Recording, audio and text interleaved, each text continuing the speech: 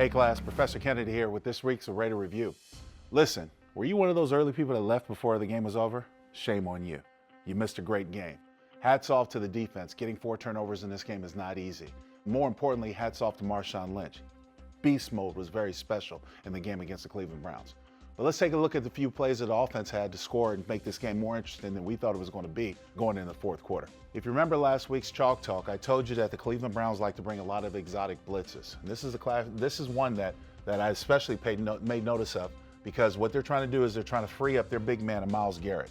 What Myles is going to do is come slant inside along with the nose guard. These two linebackers are going to drop out into zone. These two are going to come. It's kind of an exotic blitz to rush 5.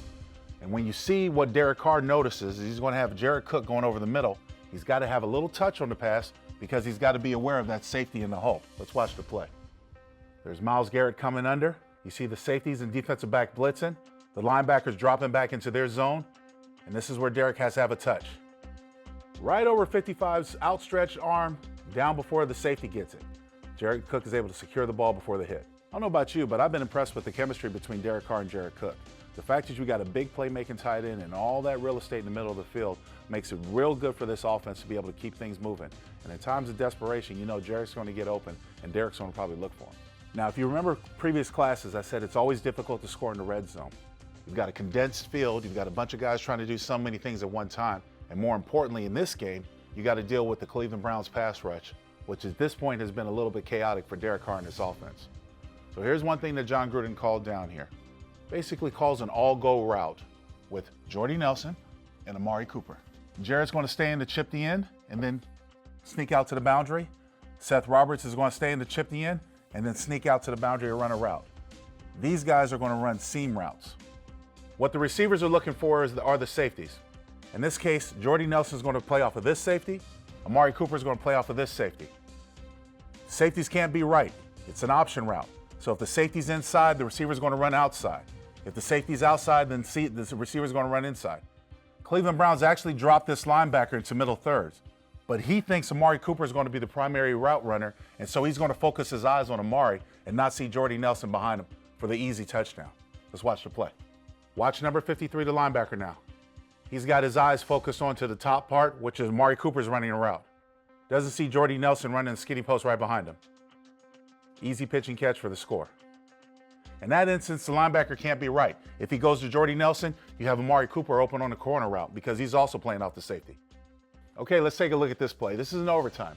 I want you to highlight Amari Cooper playing over TJ Carey, former Raider. Now, one of the biggest knocks on TJ is that he's an over-aggressive corner, and he can be taken by a lot of double moves. In order for you to have double moves in this league, you've got to have protection. So what the Raiders' offensive line did right here is they're going to slide to their left.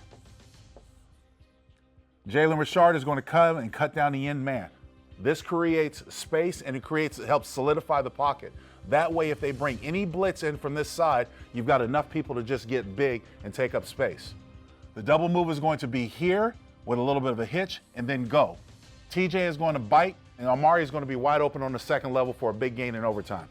Here's the protection. The line slides to the left. Jalen Richard does a great job cutting down the end man. There's a double move at the top of the screen. Right now, the ball's in the air after the move is made on TJ Carey, and Amari's able to come down with a big grab. Getting the ball in the hands of your playmakers. So what did we learn about the victory over the Browns? For me, I learned about the defense was very, very opportunistic, taking advantage of turnovers. Congratulations to Gary and Conley for getting his first pick 6 in the league. I also learned about the resiliency of this offensive line.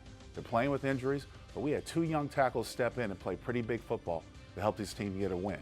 More importantly, how about Marshawn Lynch? Electrified the crowd, electrified the team. It was a good all-around win in a tough situation. Congratulations to the men in silver and black. Well, that does it for this week's edition. I'll see you next week.